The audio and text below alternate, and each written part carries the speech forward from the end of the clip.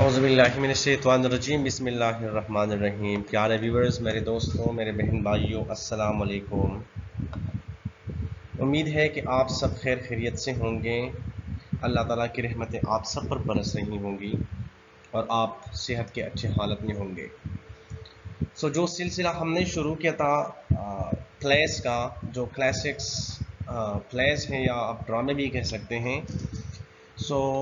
पिछले जितने भी एपिसोड्स थे उसमें मैंने एडिफस रिक्स उससे रिलेटेड सवालात और उसकी जो प्लॉट समरीज थे एडिफस रिक्स के, और जो दूसरा डॉक्टर फास्टस था, उसका हमने वो पोस्टमार्टम किया था। और आज हम पोस्टमार्टम करने जा रहे हैं। ये भी एक सिलसिला शुरू करते हैं, every man in his humour by Ben Jonson. Video में जाने से पहले आपसे गुजारिश की जाती है कि आप इस वीडियो को आखिर तक देखें, इस चैनल को सब्सक्राइब करें, बेल के आइकन को दबाएं ताकि आने वाले नई वीडियोस के अपडेट्स आपको मिल सकें। और इस वीडियो को शेयर भी करें और लाइक भी करें, और अगर हो सके तो कमेंट्स भी करें। अगर आपको कोई सवाल बनता है, आपके जहन में कोई सवाल बनता है, तो आप ज़रूर पूछ सकते हैं कमेंट बॉक्स में, और आपका जो फीडबैक होगा वो हमारे लिए लायक तहसीन होगा। आगे चलते हैं। आज हम बात करेंगे introduction to every man in his humour by Ben Jonson के every man in his humour जो है ये क्या है और ये प्ले किसने लिखा है। प्ले में जाने से पहले जहाँ आपको ये पता होना चाहिए कि जब भी हम किसी भी प्ले, जो ड्रामा होता है, नावल होता है, जो भी लिटरेरी वर्क होता है या लिटरेरी वर्क के अलावा जो भी आप इसे देखें, जितने भी चीज़ें हैं आप करना चाहते हैं, तो इससे पहले एनालिसिस करने से पहले ये ज़रूरी होता है कि आप उसका जो राइटर है, जो चीज़ किसी ने लिखा हो, तो उस इंसान के बारे में, उसकी ज़िंदगी के बारे में जानना बहुत ज़रूरी है, क्योंकि उनकी ज़िंदगी के जो उतार चढ़ाव होते हैं, उसका जो जाए पैदाइश होता है, उसकी जो तालीम होती है, वो बिल्कुल असरअंदाज होते हैं उस चीज़ पर जो वो लिखता है। इसमें हमें रहनुमाई भी मिलती है और हमें आसानी भी होती है। आगे चलते हैं, हम डिस्कस करते हैं बेन जॉनसन को कि बेन जॉनसन कौन था। Let's go for brief biography of Ben Jonson. Ben Jonson was a prominent English playwright and poet.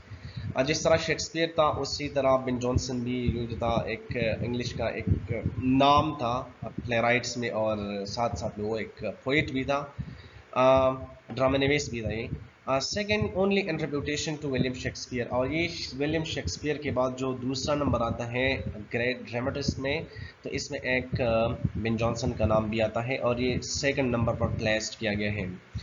His father died in 1572, 2 months before he was born. उसके जो वालिद साहब थे वो उसके पैदाइश से 2 महीने पहले उसकी डेथ हो चुकी थी। His mother soon remarried a master bricklayer, जो एक मिस्त्री था, उसकी माँ ने उसके साथ दोबारा शादी की।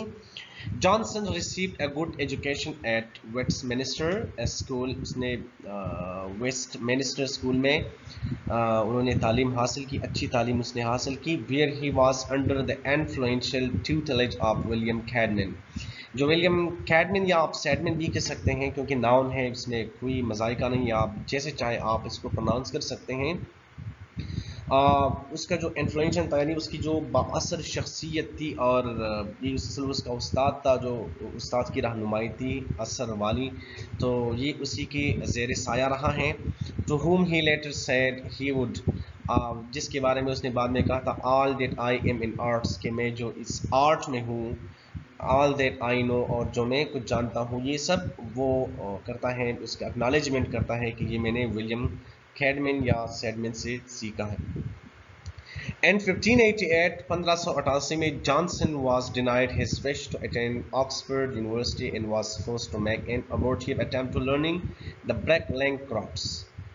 1588 में ऐसा हुआ कि उसकी जो ख्वाहिश थी वो डिनाई हो गई, उसको ऑक्सफोर्ड नहीं भेजा गया, क्योंकि वो चाहता था कि मैं ऑक्सफोर्ड यूनिवर्सिटी में पढूं, लेकिन उसको फोर्स किया गया क्योंकि उसकी माँ ने दूसरी शादी की थी और वो मिस्त्री था। तो इस तरह उसका जो बाप था, फॉस्टर फादर या आप स्टेप फादर भी कह सकते हैं, جو اس کا اسٹیپ فادر تھا، تو اس نے اس کو مجبور کیا، مجبوری میں اس نے ایک ناکام کوشش کی کہ وہ جو ڈکلین کرافٹ ہے، یعنی جو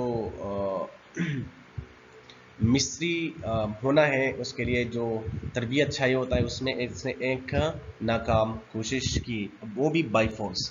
سون آفٹر اس کے بعد ہی ٹک ملٹری سروس ان دا لو کنٹریز. اب بعد میں وہ آرمی میں چلا گیا، اور انہوں نے جو لو کنٹریز تھی اس وقت، نیدرلینڈز، بیلجیم اور لیوزمبرگ، اس نے ملٹری کی جو سروسز تھے وہ اس نے ادا کیے. اینڈ 1594 1594 میں he is thought to have married Anne Lewis, اور پھر اس نے اینی لیوس کے ساتھ شادی کی 1594 میں. Soon after has return from military service, بعد میں جب وہ ملٹری کا جو سروس تھا اس سے وہ واپس آ گئے، تو Johnson enter the world of theatre, تو وہ تھیٹر کے اندر داخل ہو گئے. مطلب جو ڈرامہ کا کلچر تھا اس وقت، تھیٹر جو کہ اپنے بلوم پر تھا، جو کہ اس وقت ایک معراج پر تھا، تو اس میں وہ انٹر ہو گیا. ورکنگ ایز این ایکٹر، اور شیکسپیئر کی طرح اس نے بھی وہاں ایز این ایکٹر کام کرنا شروع کیا. And before long, playwright in 1597, he was briefly imprisoned for the controversial The Isles of Dogs. اس نے ایک کنٹروورشل چیز لکھی تھی جس کا نام تھا The Isles of Dogs. اس کی وجہ سے اس کو قید کیا گیا، of which no copy exists، جس کے بارے میں کہا جا رہا ہے کہ Isles of Dogs کا ابھی تک کوئی جو ہے وہ کاپی موجود نہیں ہے، یعنی وہ جس پر اس کو سزا ہوئی تھی وہ چیز موجود ہی نہیں ہے، کیونکہ اس وقت سینسرشپ تھا، اور اس کا جو آئلز آف ڈاگس تھا وہ چیز ہٹایا گیا تھا ہر جگہ سے، تو اس کی کوئی کاپی باقی نہیں بچی ہے. In 1598 1598 میں Emery made in his humor an attempt to apply the principles of Latin comedy. 1598 میں جو اس نے لکھا تھا یہ every man in his humour, یہ اس کی کوشش تھی، اور اس نے یہ کوشش کی کہ وہ جو لیٹن کامیڈی ہے اس کی پرنسپلز، اس نے انہی پرنسپلز کو انگلش کامیڈی یا جو انگلش سٹیج ہے اس پر اپلائی کرنے کی کوشش کی. And was perform to great success by Lord Chamberlain's Men, اور جو تھا Lord Chamberlain's Men Shakespeare company میں وہ چیز جو ہے وہ پرفارم کیا گیا، اور اس کو بہت پذیرائی بھی مل گئی، اور جو عظیم کامیابی تھی اس کو مل گئی. The same year Johnson was imprisoned for the manslaughter of Jibril Spencer. پھر اس نے ایک اور چیز لکھا جس کا نام تھا manslaughter of Jibril Spencer. اس پر اسے دوبارہ جیل کیا گیا. Escaping capital punishment on religious technicality، اس نے ان میں سے کچھ وہ چیزیں تھیں کہ کچھ تکنیکس اس نے مذہب کے حوالے سے، یعنی مذہب کا سہارا لیا، اور امپریزن پنشمنٹ سے وہ بچ گیا، یعنی مذہب کا سہارا لیتے ہوئے وہ جو کیپٹل پنشمنٹ تھا اس کا وہ اس سے بچ گیا. فرام 1605 سے Johnson was held in high regard by the court of king James one. King James one نے اس کو کورٹ میں بہت اچھا اور اعلیٰ مقام دیا. employed by the monarchs to write regular masks، اور جو میس کی ایک قسم کے ڈرامے ہوتے ہیں اسے کہا گیا منارچ کی طرف سے کہ وہ کنگ جیمز کی طرف سے کہ وہ منارچ کے لیے وہ یہ چیزیں لکھ لیا کرے. often in collaboration with the influential designer and architect، یعنی یہ ایسے پلیز ہوتے ہیں جس میں ماسک پہنا جاتا ہے، ماسک لگایا جاتا ہے اور وہ پرفارم کیا جاتا ہے. سو اس میں اس کے ساتھ ایک ڈیزائنر آرکیٹیکٹ جو تھا انیگو جونز، اس نے کام کیا، اور جو کسٹیوم وغیرہ تھے وہ تیار کرتا تھا. ڈیورنگ چارلس ونز رین، چارلس ونز کی جو حکومت تھی اس وقت، however Johnson began to fall out of favor and he was paid a regular pension largely out of deference to Charles' father. Charles father سے لے کر جو تھا چارلس سے اس کو حکومت کی طرف سے ایک ریگولر پینشن ملنا شروع ہو گئی. ون آف جانسن ڈسپلس، جس کا وہ بھائی آپ بھی کہہ سکتے ہیں، Thomas Carew, even try to get the famous writer to recognise his own decline.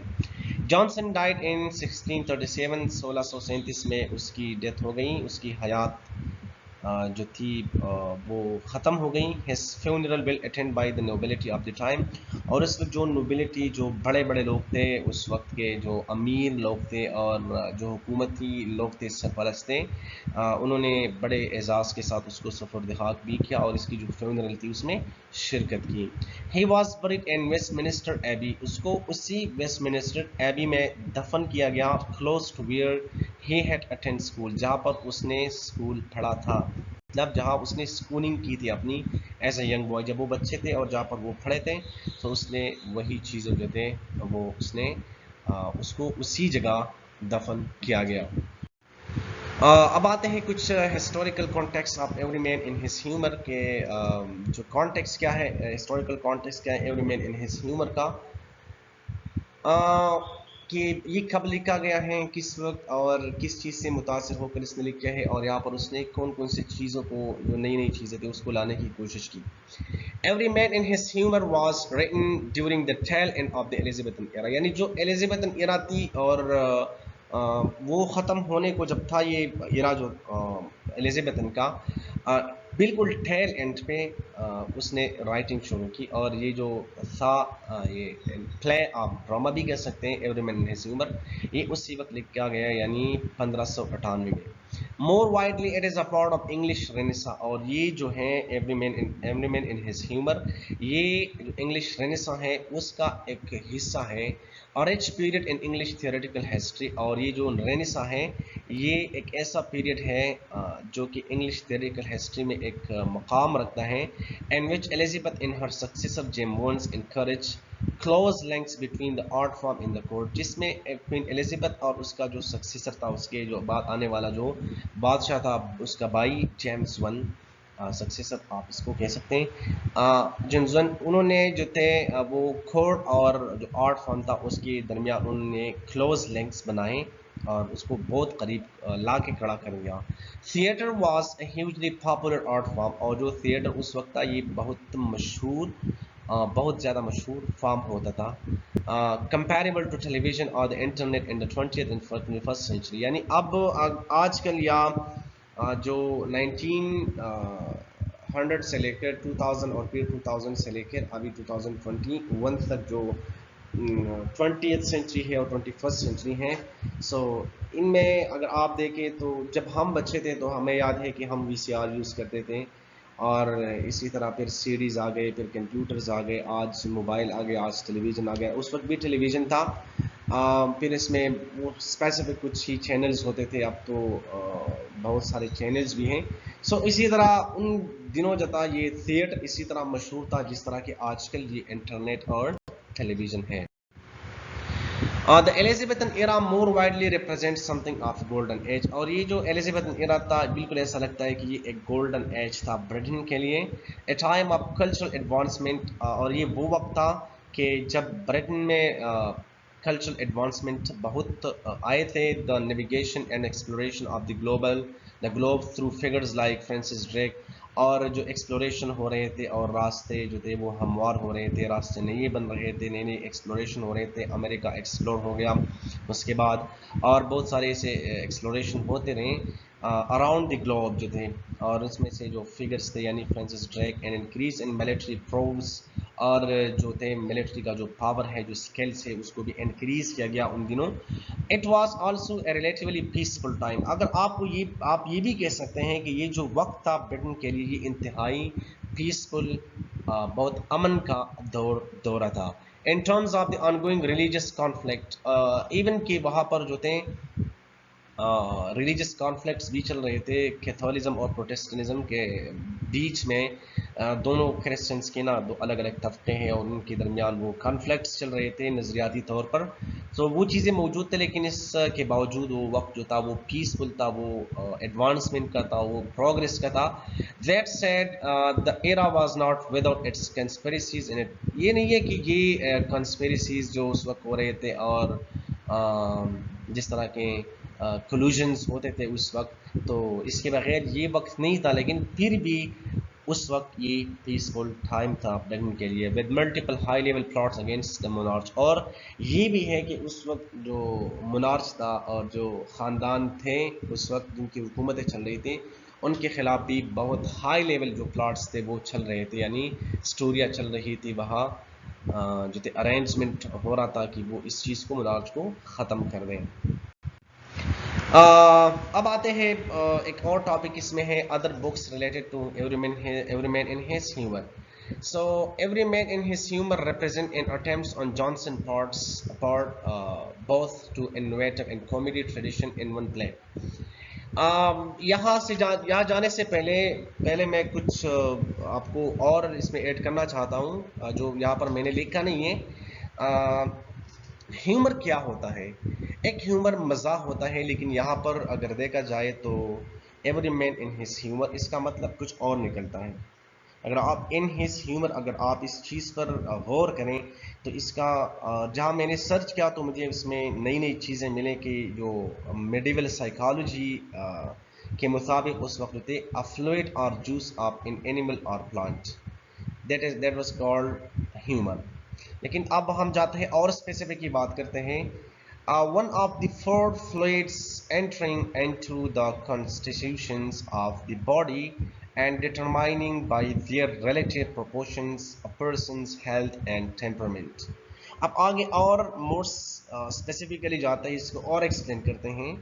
That humour is an organised around the four elements of earth. جس طرح کے جو ارتھ ہیں وہ واٹر، ایئر اور فائر، یہ سب جو ہے یہ یہاں دنیا میں موجود ہے اور دنیا ان چیزوں سے بنی ہے. سو اسی طرح the four qualities of cold, hot, moist and dry, یہ بھی جو تھے چار چیزیں تھے. آپ فور فولڈ مینیفیسٹیشن بھی کہہ سکتے ہیں اس کو. اس کے علاوہ and the four humours their physical qualities determine the behaviour of all created things including the human body. So اس کا مطلب ہے کہ جس طرح یہ دنیا چار چیزوں سے بنی ہے اور وہ ہے ارتھ، واٹر، ایئر اور فائر. سو جس چیز کا جہاں پر غلبہ ہوتا ہے تو وہاں اس کی حکومت ہوتی ہے اور وہ چیز زیادہ دکھائی دیتا ہے، وہ زیادہ نمایاں ہوتا ہے. اسی طرح اگر دیکھا جائے تو انسان کے اندر بھی کوالٹیز ہوتے ہیں، اور وہ جو کوالٹیز ہوتے ہیں وہ ہیومر کی وجہ سے ہی ہوتے ہیں. کہ ہیومن میں کیا ہوتا ہے، ایک بلڈ ہوتا ہے، دوسرا پھیلم ہوتا ہے جس کو ہم بلغم کہتے ہیں، اس کے علاوہ بلیک بائل اور یلو بائل ہیں. اب اگر کسی انسان میں ان میں سے ایک چیز جو ہے وہ زیادہ ہو جاتا ہے، یعنی سارے جو ہے 100% میں سے یہ 24% ہر ایک ہوتا ہے ایک نارمل انسان میں، جو کہ نارملی ریئیکٹ کرتا ہے، نارملی وہ زندگی گزارتا ہے. اب اگر کسی انسان میں ان میں سے کوئی بھی چیز، فار ایگزامپل اگر بلیک بائل ہے یہ انسان میں زیادہ ہو تو اس کا کچھ اور کریکٹر ہو جاتا ہے، اور وہ اس کے جو عادات و جو خصوصیات ہیں وہ مختلف ہوتے ہیں ان سے جن کے یلو جو بائل ہے وہ زیادہ ہوتے ہیں. اسی طرح جس کا جو بلڈ ہے وہ 25% سے ایکسیڈ کر جاتا ہے تو اس کی کریکٹر میں وہ نیا پنا جاتا ہے، اور اس کی اور خصوصیات ہوتی ہیں، جس طرح کہ اگر کسی جو فلم ہے وہ اس کی کریکٹر میں زیادہ ہو، وجود میں زیادہ ہو. تو یہ جو ہے یہ میڈیول سائیکالوجی کے مطابق یہ ہیومر کی جو تھوڑی سی وہ انٹروڈکشن تھی میں نے کر دی. سو امید ہے کہ آپ کو سمجھ آ گئی ہوں گی کہ اب اس کا مطلب کیا ہے کہ every man in his humour. اب اس ڈرامے میں ایسا ہوگا کہ جو بھی شخص ہوتا ہے اس میں جتنے بھی کیریکٹرز ہیں ان میں کوئی نہ کوئی چیز جو ہے وہ زیادہ پایا جاتا ہے، اور اس کا جو اثر ہے وہ اس کی کیریکٹر پر نظر آتا ہے. سو آگے جائیں گے انشاءاللہ اس ویڈیو کے بعد جب ہم دوسری ویڈیو بنائیں گے کیریکٹر انالیسس پہ، تو پھر آپ کو سمجھ آ جائیں گی ہیومر کی کہ ہیومر کا مطلب کیا ہے. ابھی آگے جاتے ہیں other books related to every man in his humour کے بارے میں کچھ بات کرتے ہیں. Every man in his humour represents an attempt on Jonson thoughts both to innovate and to embody tradition in play. یعنی وہ every man in his humour میں کیا کوشش کرتا ہے، وہ نیا انوویشن بھی لاتا ہے، اور جو ٹریڈیشنل پلیز ہوتے ہیں ان کی جو چیزیں ہیں ایلیمنٹس ہیں وہ بھی اس میں رکھنا چاہتا ہے. So actually this is a sort of hybrid, you can call it a hybrid one play by Ben Johnson, and he has attempted this for the first time ever. It is in depth and respectful the Greek new comedy which dates roughly from the first 3 centuries AD. This placed an emphasis on the satire of typical citizen. اب اس میں یہ ہوتا ہے کہ جو پہلے comedies ہوتے تھے گریک میں یا رومن میں، تو اس میں یہ بات تھی کہ وہاں جب بھی اسی طرح کا کوئی پلے بنتا تھا تو اس میں وہ جو ہائی لوگ ہوتے ہیں کورٹ کے یا جو ریلیجس پیپل ہوتے ہیں, بزرگ سینٹس وغیرہ ہوتے ہیں, ان لوگوں کا ذکر کیا جاتا تھا, ان کی زندگیوں پر یا تو سٹائر کیا جاتا تھا یا بحث کی جاتی تھی. لیکن اس میں جو عام ٹیپیکل سٹیزنز ہیں نا, ان کی جو کریکٹرس ہیں ان کریکٹرس کو لیے گئے ہیں rather than a focus on especially prominent public figures. The distinct characterizations of the play take after the Roman classical comedies of writers like Plautus and Terence. But Johnson also defined his play as much by what it was not. لیکن یہ کہتا ہے کہ یہ وہ play نہیں ہے کہ جو کچھ تھا, اب یہ کہتا ہے as what it was.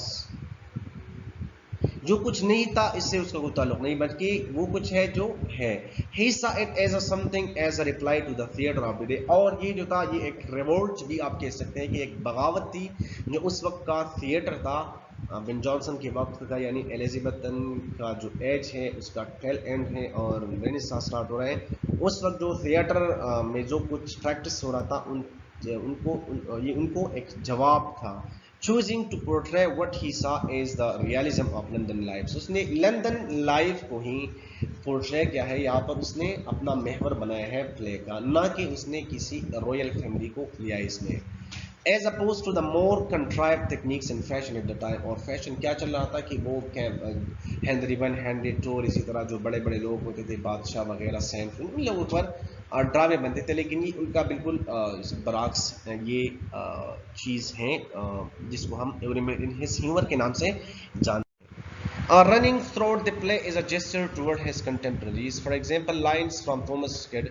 اب اگر آپ اس سے گزرتے ہیں, اس کو پڑھتے ہیں, تو اس میں آپ کو وہ چیزیں بھی نظر آ جائیں گے جو اس کے کنٹمپریریز نے وہ چیزیں لکھ کے ہیں یا جن کی طرف انہوں نے کوشش کی ہے. یعنی اس نے کچھ لائنز بھی لیے ہیں تھامس کیٹ سے, who Spanish tragedy Johnson had acted, جس میں جانسن نے خود تھامس کیٹ کا جو پلے تھا اس میں اس نے اور یعنی اسپینش ٹریجڈی میں اس نے خود ایکشن کیا تھا, ایز این ایکٹر اس نے کام کیا تھا. Make an appearance.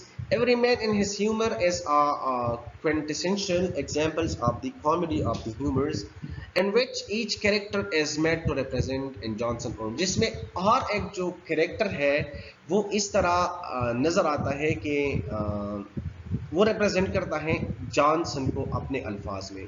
Someone peculiar quality, اور ان پیکولیئر کوالٹیز کو ہم ہیومر کے نام سے, میں نے اس پر بحث کی اور امید ہے کہ آپ کو اس کی سمجھ آ گئی ہوں گی. سو وہی مطلب ہے, that dominates their every action. This is closely linked but not synonymous with the medical theory of the humors. اور یہ جو میڈیکل تھیوری ہے جس طرح میں نے پہلے بات کی, بالکل اسی طرح وہی چیز ہے popular at that time. The theory held that an individual health depend on the fine balance of the four humors. اگر یہ اس کا جو بیلنس ہے وہ ٹھیک ہے تو the person will be normal. If not, then his character will be changed from the rest of the people. Blood, film, black bile and yellow bile, and that an excess of one would manifest itself in the character of the individual. اگر کسی میں کوئی بھی زیادہ ہے تو وہ اس کی کریکٹر کو انڈیویجول بناتا ہے, اس کو دوسروں سے ممتاز بناتا ہے, خواہ وہ اچھا ہو یا برا ہو. Too much yellow bile would make a person choleric. However, Johnson is more interested in the dominance of one particular thought. Character کے بجائے جو جانسن تھا وہ ایک پرٹیکولر تھاٹ جو اس کی سوچ تھی اس میں بہت زیادہ انٹرسٹ رکھتا تھا. Feelings or character trait then in specifically rendering these four humors in the play. In whatever case, the play was hugely influential. یہ جو play تھا بہت زیادہ influential رہا ہے, spawning a host of cheap imitations. While Johnson's reputation fluctuated over the coming centuries, he is now generally held to be the second most important writer of the time after Shakespeare. کی یہ جو انہی خصوصیات کی وجہ سے جو Ben Jonson ہے یہ شیکسپیئر کے بعد ایک دوسرے نمبر پر بہت زیادہ اہم ڈراماٹسٹ یا پلے رائٹ تصور کیا جاتا ہے. Here we have some key facts about every man in his humor, جس کو آپ سب نے سننا ہے اور آپ سب لوگوں نے اس کو اپنے ذہن میں رکھنا ہے کہ وہ کیا ہے. The full title of this play is Every Man in His Humor, and when this play was written, so it was written in 1598. It is written in London. When published, this play has been first published and performed in 1598. The literary period of when this play has been written is English Renaissance, The genre of this play is comedy. The setting is London, Florence in an earlier versions. The climax of this play is the meeting at Justice Clement's house.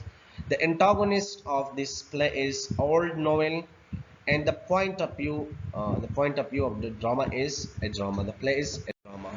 So here we have extra credit for every man in his humor. Why we overrated or overcredited this play? So let's go for this. That the bear on stage. यहाँ पर एक बात आप लोगों ने शायद आपके लिए नहीं हो ये बात, लेकिन आप लोगों ने याद रखना है कि the bare on the stage, जो कि पीछे से वो शायरी वगैरह पढ़ता है.